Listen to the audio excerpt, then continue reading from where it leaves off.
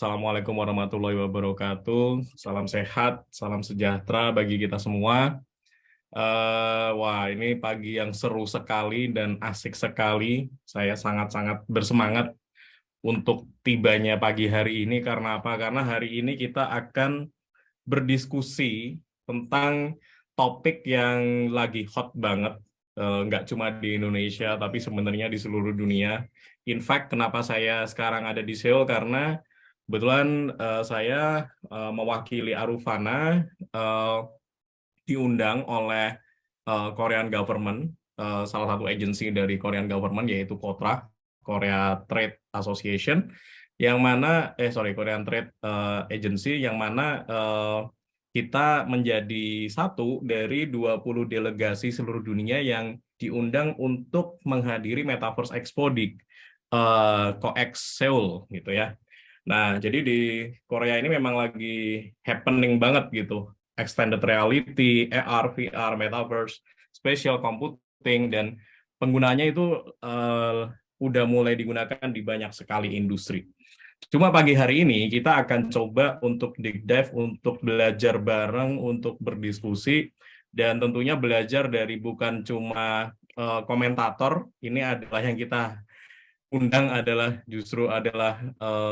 pelaku ya yang sudah melakukan inovasi dan mereka semua bersedia untuk meluangkan waktunya walaupun kebetulan pembicara-pembicara yang ada pada pagi hari ini itu sebenarnya berada di lokasi dan belahan dunia yang berbeda-beda juga.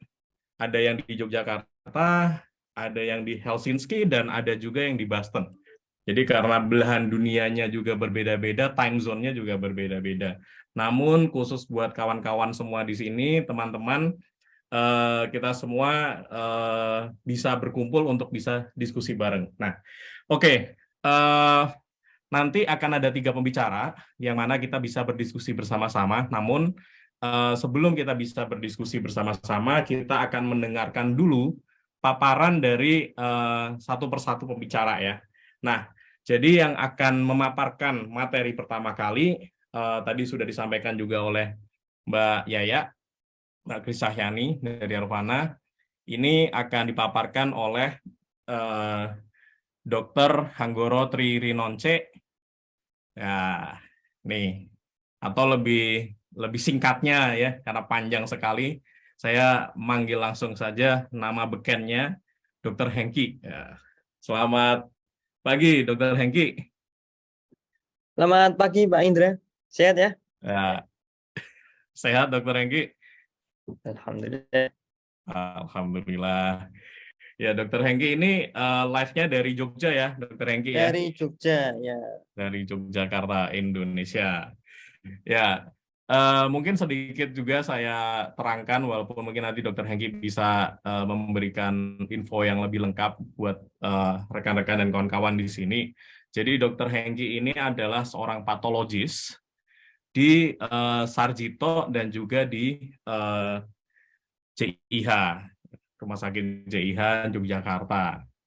Namun selain praktek sebagai seorang patologis, beliau juga adalah Head of Anatomical Pathology Residency Program dan juga Head of Learning Resource and Innovation Development Unit atau yang disebut juga dengan LERES, yang pada hari ini juga menjadi salah satu partner kita untuk menyelenggarakan event Paratalk ini.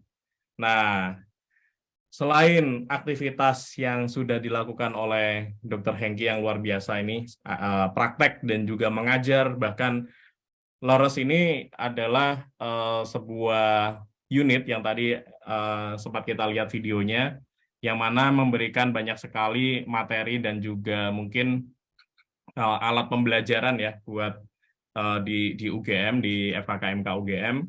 Ternyata beliau juga seorang innovators gitu, yang juga memiliki banyak sekali rekam jejak riset.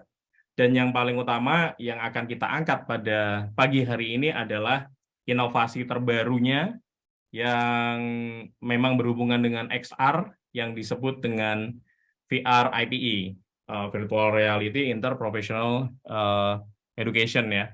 Oke, Dr. Hengki. Nggak usah berlama-lama, semua sudah tidak sabar. Mungkin monggo bisa dipaparkan tentang VR IPE, dan apabila mau ditambahkan tentang dirinya juga silakan. The floor is yours. Terima kasih atas kesediaannya, dan monggo Dok bisa langsung dipaparkan. Ya, terima kasih Pak Indra atas pemaparannya ya. Pada kesempatan kali ini saya bangga bisa diundang ke acara yang luar biasa ini karena saya juga di sini nanti akan ketemu dengan kolega-kolega yang luar biasa dan sudah melalang dunia ya. Ada di Helsinki, ada yang di Amerika gitu ya. Dan mereka saya pikir talenta-talenta muda kebudayaan Indonesia gitu yang suatu saat kelak nanti akan menjadi penerus ya atau masa depan Indonesia gitu. Nah, pada kesempatan kali ini saya akan memaparkan sesuai permintaan dari panitia ya. Saya izin share screen dulu. Apakah sudah terlihat? Sudah Sudah, ya? Dr. Ya. Hengki? Ya. Oke, langsung saya mulai saja. Oke, selamat datang ke Metaverse ya. Sekarang lagi apa ya? Lagi booming gitu ya terkait dengan Metaverse ini. Nah, saya diminta untuk berbicara terkait teknologi yang kita gunakan untuk pengembangan inovasi pembelajaran di lingkungan kampus kami di FKKM UGM. Nah, ini yang diminta kepada kami yaitu terkait potensi dan pengembangan teknologi VR pada praktik kolaborasi interprofesi kesehatan. Nah, mungkin sebagai dasar ya, sebelum nanti saya masuk ke inovasi yang dikembangkan itu apa. Nah, interprofessional education atau disingkat IPE itu adalah sistem pendidikan yang melatih kemampuan kolaborasi dan komunikasi beberapa profesi kesehatan. Misalnya kalau di kampus kami itu mahasiswa pendidikan dokter, mahasiswa keperawatan, dan juga ahli gizi dalam memberikan pelayanan dan perawatan pada pasien yang terintegrasi sesuai dengan kompetensi dan keahlian masing-masing.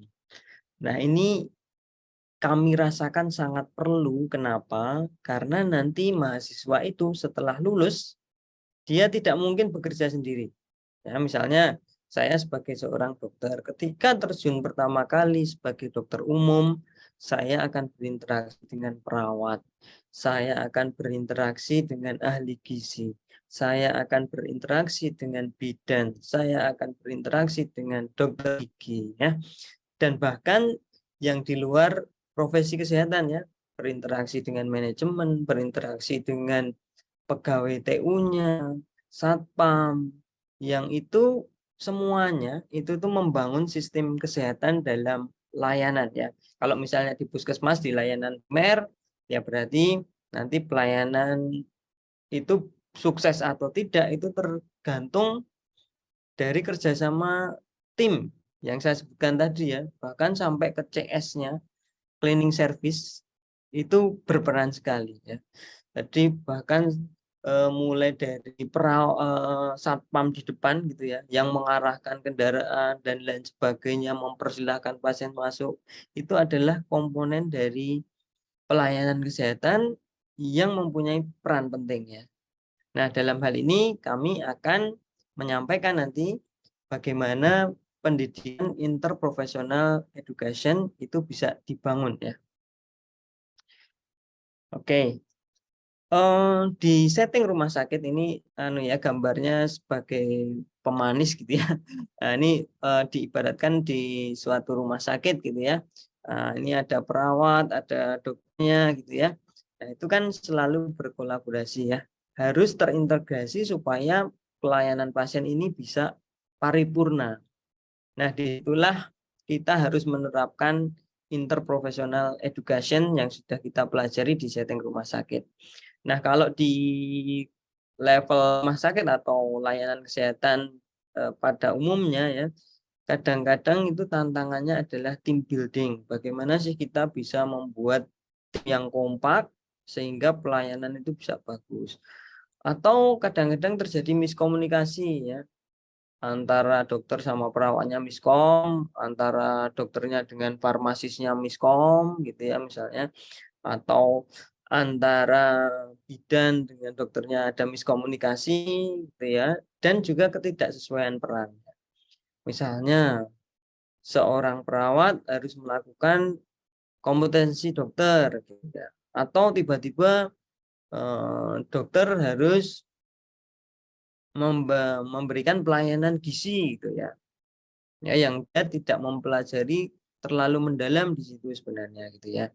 Jadi ada ketidaksesuaian peran itu juga bisa terjadi ya. Kemudian kalau level pendidikan ya, kami itu ada kesulitan ya. Jadi sulit menyelenggarakan pembelajaran kolaboratif bersamaan dengan pelayanan pasien. Kadang mahasiswa kedokteran ini dituntut untuk punya target-target. Oh, kalau bisa lulus itu harus pernah melayani pasien misalnya stroke ya. Pernah melayani pasien dan penyakit tuberkulosis misalnya. Atau penyakit-penyakit yang lain gitu ya. Nah, kita itu tidak bisa menggunakan satu pasien gitu ya, satu pasien itu untuk rame-rame gitu kan. Nggak mungkin ya, secara etis itu tidak baik gitu ya, karena nanti dokter calon dokternya meriksa, perawatnya meriksa juga, dan mungkin berkali-kali itu tidak nyaman buat pasien ya. Nah, kemudian yang sulit lagi adalah ini, jadwal ya. Jadi di tempat kami itu ada 3 prodi ya, yang S1 ya, itu prodi pendidikan dokter, kemudian keperawatan, juga gizi kesehatan. Nah ini kan sudah punya jadwal yang padat mulai pagi sampai sore gitu. Nah kalau kita mau membuat pembelajaran interprofesi tadi, itu masalah penjadwalan ini luar biasa ya, sulitnya seperti apa ya. Kemudian aksesibilitas lokasi itu juga jadi masalah gitu ya. Kemudian keterbatasan SDM saya untuk merancang program interprofesional simulation ya.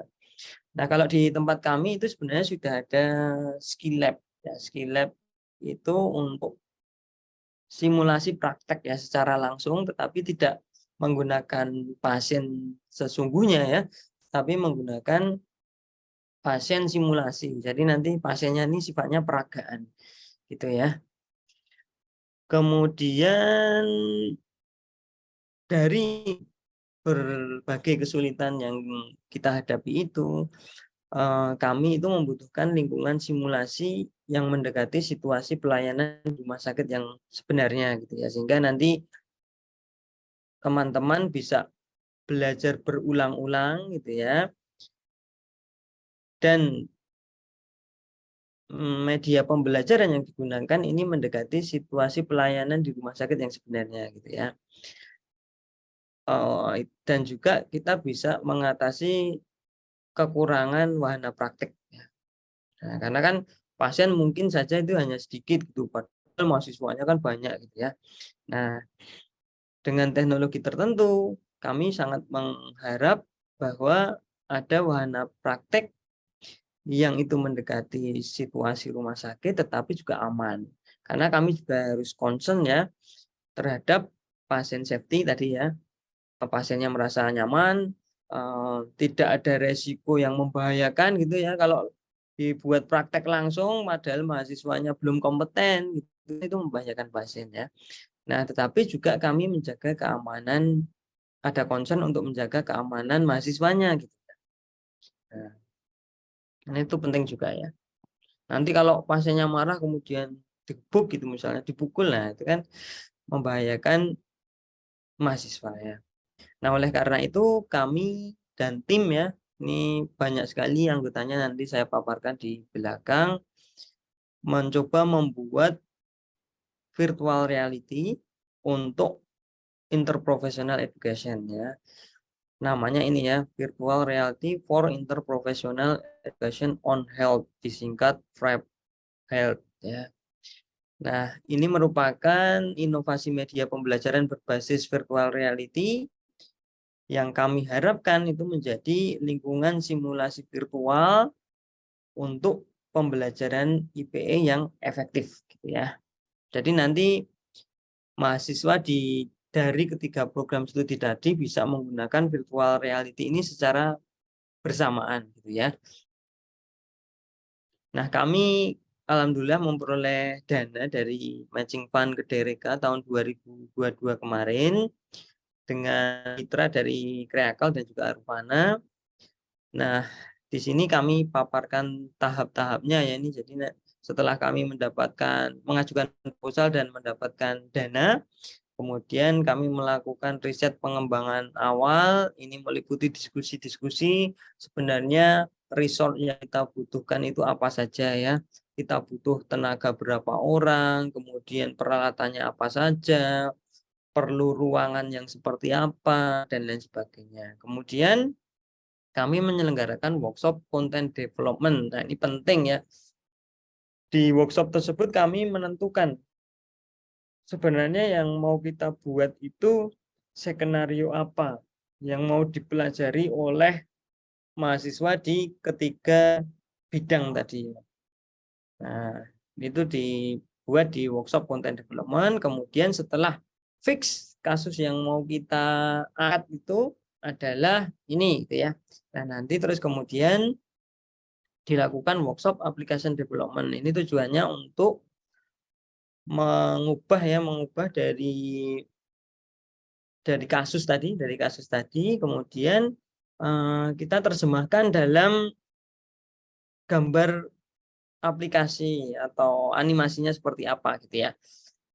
Misalnya, kami memerlukan tensimeter, ya kan? Memerlukan tensimeter, dan nanti teman-teman dari IT ini terus gambar nih. Kira-kira kayak gini ya tensimeternya, gambarnya seperti ini gitu. Nah, kemudian nanti dilanjutkan dengan pengembangan produknya. Kemudian yang terakhir yang tidak kalah penting tentu kita harus melakukan uji ya. Uji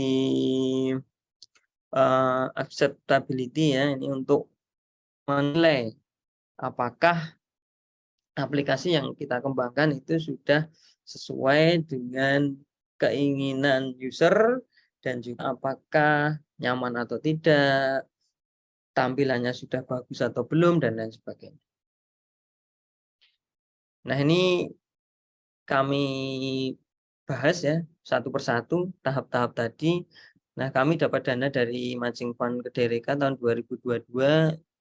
Ini merupakan salah satu bentuk dukungan dari Kementerian Pendidikan, Kebudayaan, Riset, dan Teknologi ya, Kemdikbud-Ristek Republik Indonesia untuk kolaborasi dan sinergi strategis antara insan perguruan tinggi, dalam hal ini kami ya para akademisi dan mitra. Mitranya dunia usaha dan dunia industri ya. Jadi usaha dan industri gitu. Nah, kemudian kami melakukan riset pengembangan awal ini kami kami ejawantahkan gitu ya dalam bentuk FGD untuk penyamaan persepsi, pemilihan kasus yang akan dikembangkan, terus nyusun roadmap-nya juga antara peneliti, mitra, dan mahasiswa magang. Nah, pada pengembangan aplikasi ini kami melibatkan 30 mahasiswa magang dari ketiga program studi. Jadi masing-masing program studi itu ada 10 mahasiswa ya. Nah, setelah kami diskusikan kasus yang akan kami angkat adalah preeklampsia dan juga asma akut ya, karena ini kedua kasus yang cukup sering ditemui tetapi juga membutuhkan layanan interprofesi ya dari ketiga program studi tadi. Nah, kemudian kami melakukan workshop content development. Nah, kalau yang ini kami mengundang narasumber ahli ya, narasumber ahli untuk mengembangkan kasus dan kasusnya ini benar-benar harus sudah direview ya oleh teman-teman ahlinya gitu ya, teman-teman ahlinya, supaya nanti SOP-nya kemudian tata laksananya itu sudah sesuai dengan guideline-guideline terkini gitu ya, jangan sampai salah gitu ya. Nah, hasil dari workshop content development ini nanti akan ada penyusunan flow process-nya. Jadi kasusnya seperti apa, pertama masuk itu mahasiswa akan melihat apa dan lain sebagainya. Kemudian juga identifikasi kebutuhan ya, kebutuhan pembuatan produk ya. Jadi alat-alat yang dibutuhkan, oh kita butuh sarung tangan, kemudian tensimeter gitu ya, termometer, alat suntik misalnya, infus dan lain sebagainya. Itu sudah kita susun di tahap workshop content development. Nah, kemudian kami juga melakukan workshop application development. Nah, kita pada workshop ini mengundang narasumber ahli ya dari teknik ya, dari teknik yang memang ahli di bidang teknologi imersif untuk pengembangan insight terkait pengembangan aplikasi yang sedang berjalan. Nah, kami mendapatkan masukan yang cukup berharga dari teman-teman di teknik, bahwasanya kalau aplikasi kayak gini itu durasi perlu dipertimbangkan ya, karena kalau terlalu lama nanti jadi motion sickness ya, jadi pusing gitu. Oke. Nah, kenyamanan pengguna ini penting banget soalnya. Nah, kemudian dari tim mitra ini kemudian terus mengembangkan produknya. Nah, ini contoh-contoh ya. Contoh-contoh kami bikin animasi untuk ibu hamil, kurang lebih seperti ini. Kemudian ini adalah pasien asma akutnya ya. Kemudian ahli gizi digambarkan seperti ini, dokternya seperti ini, perawatnya seperti ini. Nah, kemudian juga dilakukan pembuatan desain ya untuk situasi ruang rawat inap, UGD ya yang dibutuhkan ya. Dan ini gambarnya seperti ini kurang lebih ya, ini ada bednya, kemudian rak alat ya, kemudian ini meja untuk pelayanan pasien ya di sini, kemudian ini ada bed juga ya di bangsal kurang lebih seperti ini. Nah, kemudian yang tak kalah penting setelah produknya jadi, tentu kita harus tes apakah produk ini bagus gitu ya, dari persepsi para dosen dan juga mahasiswa kita. Untuk tes ini melibatkan mahasiswa dan juga dosen-dosen di lingkungan FKKMK UGM. Nah, nanti pada fase ini mahasiswa itu diminta untuk nyoba ya, diminta untuk nyoba PR-nya itu seperti apa, terus nanti mereka diminta untuk mengomentari ya, sudah enak atau belum, apa yang mereka rasakan, apa yang mereka lihat itu disampaikan ke kami ya. Nah, kemudian nanti menggunakan dua ini ya, dua instrumen ini ya, namanya concurrenting load sama system usability scale ya. Nah, kalau yang sistem usability scale itu nanti ada pertanyaan-pertanyaan gitu, terus kemudian nanti ada pilihannya mulai dari sangat tidak setuju sampai sangat setuju gitu ya. Nah, ini yang kami teskan mahasiswa dan juga dosen itu kami minta untuk melihat ya, mencoba VR-nya. Nah, ini saya tampilkan di sini aja. Nah, ini ya. Jadi nanti mahasiswa itu masuk ke aplikasinya. Nanti kalau di awal ya, bagian awal itu akan ada pilihannya. Dia berperan menjadi apa? Menjadi dokter, menjadi perawat, atau menjadi ahli gizi gitu ya. Mereka pilih peran, kemudian nanti masuk akan ada situasi-situasi seperti ini ya. Oh, misalnya ini ada pasien dengan sesak napas. Nah, kemudian nanti apa yang akan dilakukan gitu, ada pilihan-pilihan gitu ya. Nah, hasil uji coba yang kami lakukan ini ternyata secara garis besar sudah bagus ya, tetapi ada beberapa hal yang masih perlu kami perbaiki. Ya, pertama adalah pada pengembangan tahun 2022 ini masih perlu ada penambahan fitur checkpoint, sehingga user itu bisa melihat kembali tindakan yang telah diberikan ya sebelumnya itu apa gitu ya. Nah, ini kami belum lengkapi di pengembangan tahun 2022. Kemudian ada yang bilang ya sebagian itu algoritma kasusnya terlalu mudah. Wah, ini. Komentar mahasiswa ini luar biasa ya. Kayak gini tuh masih terlalu mudah gitu. Jadi kami butuh mengembangkan kasus-kasus yang mungkin lebih kompleks. Nah, tetapi yang perlu kami ingat adalah hal seperti ini itu harus dikembangkan sesuai dengan standar kompetensi ya. Nah, standar kompetensi ini yang perlu kita jadikan acuan ya, karena dokter kan punya standar kompetensi sendiri, perawat juga punya standar kompetensi sendiri, kemudian ahli gizi juga punya standar kompetensi sendiri. Nah, itu jangan sampai nanti ini standar kompetensinya S1 ya, tetapi digunakan untuk yang spesialis atau sebaliknya gitu ya. Nah, maka perlu kami sesuaikan memang ya. Nah, harapan kami nanti aplikasi ini memang bisa digunakan tidak hanya mahasiswa S1, tetapi juga mahasiswa spesialis, tentu dengan kompleksitas kasus yang beragam ya. Kemudian juga bisa digunakan untuk pelatihan tenaga kesehatan ya, pelatihan bidan ya, pelatihan eh, perawat yang sudah senior gitu, perlu mengulang lagi pengetahuan-pengetahuan, refreshing ya sifatnya seperti itu. Nah, nanti bisa digunakan gitu ya. Kemudian nah ini masih ada motion sickness ya, kalau digunakan terlalu lama gitu, kurang lebih 15 menit 20 menit itu sudah jadi ada motion sickness-nya. Kemudian nah ini yang perlu kami sikapi juga, yaitu kurangnya pengembangan kemampuan taktil mahasiswa dalam penanganan kasus. Nah, memang dalam pengembangan tahap pertama ya di tahun 2022 itu mahasiswa belum bisa nih merasakan sensasi memegang perut. Nah, ini kan ini perut ibu ya, perut ibunya gitu, hamil ya.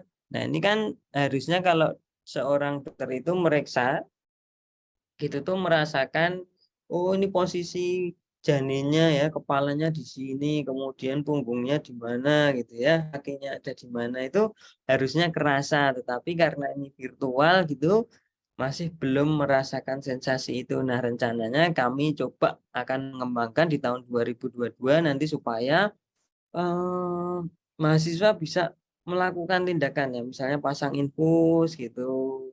Nah, kemudian pemeriksaan Leopold ini ya untuk wanita hamil itu juga bisa dilakukan. Nah, pada ujungnya mungkin ya ke depannya yang harus dikembangkan adalah mixed reality ya. Jadi mix antara praktek langsung gini ya dengan virtualnya. Nanti mungkin dengan menggunakan manekin ya.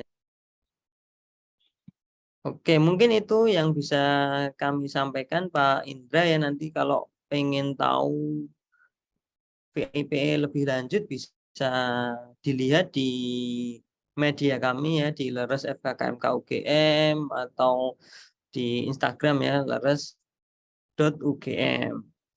Nah, kami perlu mengucapkan terima kasih yang tak terhingga kepada tim ya, ini dari berbagai prodi ya, ada Dokter Denny ini dari Prodi Pendidikan Dokter, Bu Aryani dan Bu Aryani ini dari keperawatan, kemudian Bu Nuning dan Bu Uke ini dari Prodi Gizi Kesehatan. Kemudian di tahun 2023 ini kami juga menggandeng Pak Sunu yang ini kemarin jadi narasumber ahli ya. Ini dari dan Pak Ridwan ini dari teknik ya, untuk membantu kami dalam pengembangan VRIP selanjutnya. Kemudian dari mitra ada Pak Gadot ya, ini dari Crackle Studio yang selama ini sudah membantu kami dalam menciptakan produk kami. Mungkin begitu Pak Indra yang bisa saya sampaikan. Terima Ya, kasih. terima Semoga kasih. kelebihan waktunya. Siap. Terima kasih Dokter Hengki. Wah, luar biasa sekali ya. Jadi saat ini kita sudah sampai di era di mana eh, beberapa profesi yang selama ini mungkin biasanya pembelajarannya itu spesial ya, maksudnya satu jalur gitu ya, Dok ya.